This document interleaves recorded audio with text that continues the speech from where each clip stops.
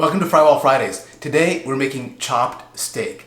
It's usually thought of as diner food, but give it a try at home with all fresh ingredients and I think you'll be blown away. Let's get started.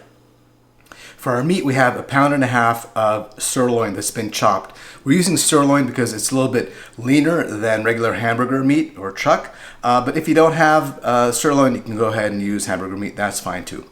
Now let's start dressing it up. We're going to use about a half teaspoon of salt, a little bit of pepper, breadcrumbs,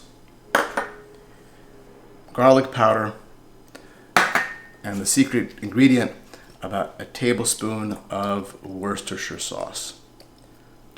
And finally, 1 egg.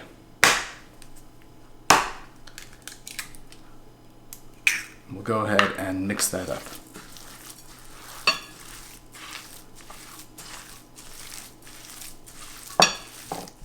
We're now going to form these into patties, 4 patties, and as opposed to a hamburger, we're going to make these more into ovular shapes, look a little more like a steak, about like that, about 1/2 inch or so thick.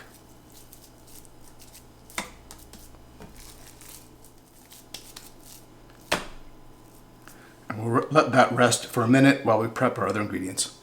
For our gravy, we're now going to chop up 1 onion into strips, about yay thick.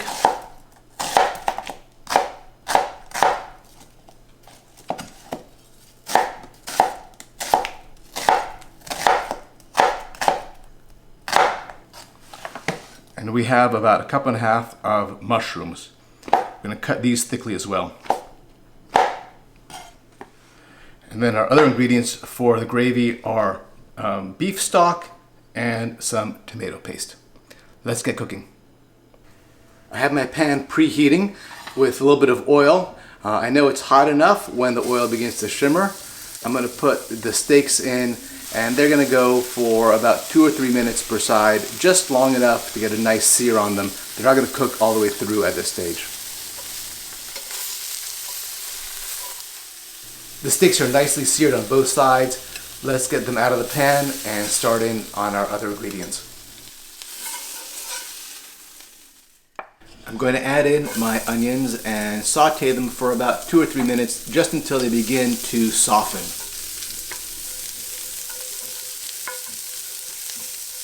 I'm now going to add the mushrooms and cook for another minute or 2. I just want the mushrooms to start wilting just a tiny bit.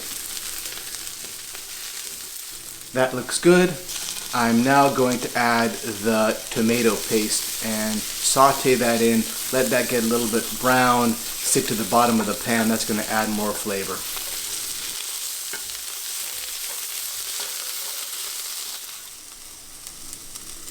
I'm ready for the beef stock. I'm going to begin by adding just maybe 1/2 cup to deglaze the bottom of the pan.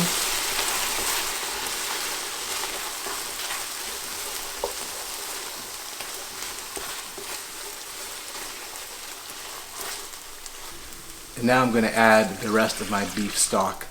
Give that a good turn. And once everything is incorporated, I will add my steaks back into the pan.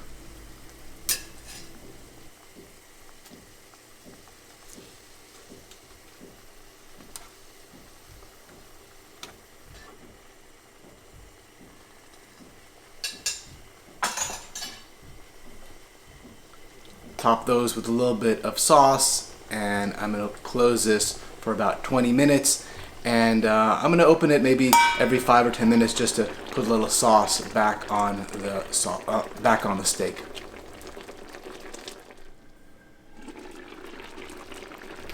We've been cooking for about 20 minutes now, covered. The steaks are done. Let's get this served.